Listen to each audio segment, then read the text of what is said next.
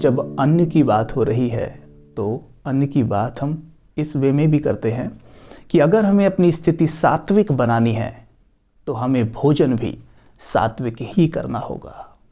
आप तामसिक राजसिक भोजन करके अपनी स्थिति कभी सात्विक नहीं बना सकते। सात्विक अर्थात जब मेरा मन सातों गुणों से भरपूर हो, शांति सुख पवित्रता प्रेम से भरपूर हो, राइट।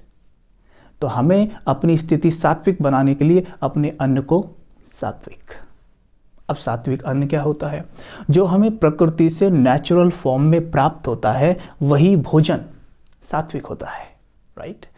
अब देखिए, जैसे हमें भोजन प्राप्त हुआ, सब्जियां, अन्न जो भी, अब हम उसे बहुत ज़्यादा पका के तड़का मार के प्याज लहसुन सब डाल के जब खाते हैं तो वो राजसिक और तामसिक स्टेज में राजसिक और तामसिक बन जाता है, ना कि सात्विक। सात्विक अन्न वो अन्न है जब हम फास्ट रखते हैं ना, व्रत खोलते हैं, भगवान को भोजन ऑफर करते हैं, तो कैसा भोजन हम उस वक्त बनाते हैं वही है सात्विक। बहुत कम नमक मिर्च मसाले और प्याज लहसुन तो बिल्कुल भी नहीं होते, वही है सात्विक अन्न। वो अन्न जिसे हम उसे ऑफर कर सकें जिसने हमें सब कुछ दिया है, जिसका दिया हम खा रहे हैं, पहन रहे हैं, जिसके दिए में हम रह रहे हैं, उसे हम ऑफर कर सके, वही अन्न सात्विक है, अन्यथा कोई और अन्न सात्विक नहीं। बहुत अच्छी बात है। किसी ने एक बार हमसे कहा था, जब हमें ज्ञान मिला था, जब ज्ञान में नए नए थे, तो बाहर की चीज़ों को खाने की क्रेविंग होती थी शुरू में। जब ज्ञान में 2-3 महीने हुए थे, एक बात किसी ने हमसे कही थी कि जो भोजन हम भगवान को ऑफर ही नहीं कर सकते वो हम खा कैसे सकते हैं। कितनी गहरी बात है, सोचिए ज़रा आप सोचिए। जो भोजन हम भगवान को ऑफर ही ना कर सके उसे हम खा कैसे लेते हैं। और आजकल तो हम कुछ भी खा रहे हैं, आजकल तो हम कुछ भी खा रहे हैं। तो जो नेचुरल फॉर्म में है वो सात्विक है, और जितना हो सके उसमें रोइज्म शामिल हो जाए, ज़्यादा भी नहीं, 50% 40% शामिल करें। मतलब सैलेड्स, ग्रीन लीफी, ये शामिल करें भोजन में, तो बहुत अच्छा हेल्थ रहता है और उसका मन पे भी बहुत अच्छा प्रभाव पड़ता है। कृतज्ञता तो रखनी है, भगवान को धन्यवाद, प्रकृति को धन्यवाद, कृतज्ञ रहना है, और थोड़ा सा रोइज्म, राइट। और साथ में ज़्यादा मिर्च मसाले डालने से बचना है। ये हो गया सात्विक। राजसिक क्या है? जब उसी भोजन को मसालेदार बनाते हैं, जब खाते हैं ना, ऐसे मुंह चलता है, हाँ करते हैं खाते रहते हैं, वो पानी आंखों से नाक से पानी निकलता रहता है, वो राजसिक स्टेज में आ जाता है। पैशन के लिए खा रहे हैं, उसमें प्लेजर ढूंढ रहे हैं। प्लेजर को लोग समझते हैं सुख, लेकिन एक क्षणिक सुख है जिसे प्राप्त करने के लिए हम कुछ भी करते हैं, तन से रिलेटेड चीज़ों का। तो यहाँ पर हमें ध्यान देना है कि ये हो जाता है राजसिक। और तामसिक, जिसमें प्याज लहसुन नॉन वेज, ये सब तामसिक में है।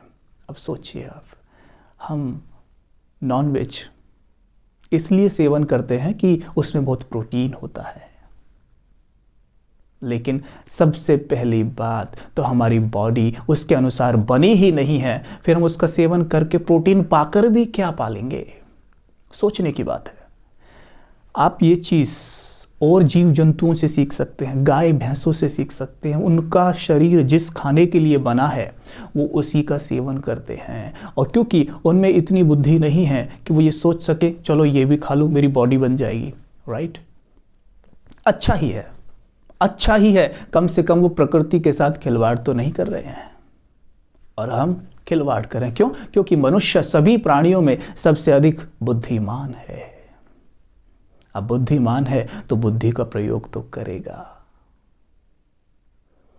लेकिन बुद्धि का प्रयोग अगर सही ना किया जाए तो ये आपके मन को पूरी तरह से गलत चला सकती है। क्योंकि मन एक घोड़ा है तो बुद्धि उसकी लगाम है, और अगर लगाम को इधर की बजाय इधर कर दिया तो घोड़ा गलत दिशा में चला जाता है।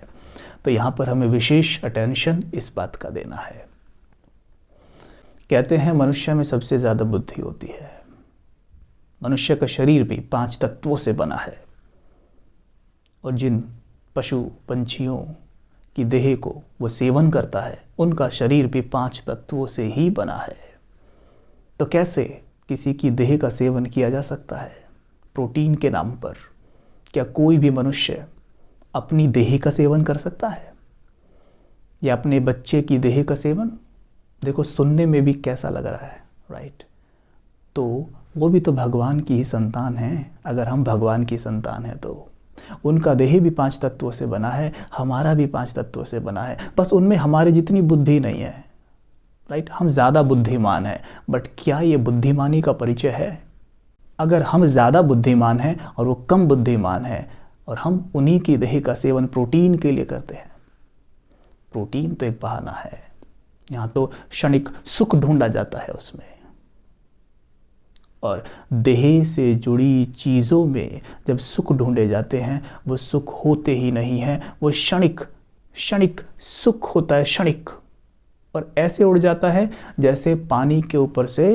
हाँ, तो यहाँ पर ध्यान देंगे इस बात को।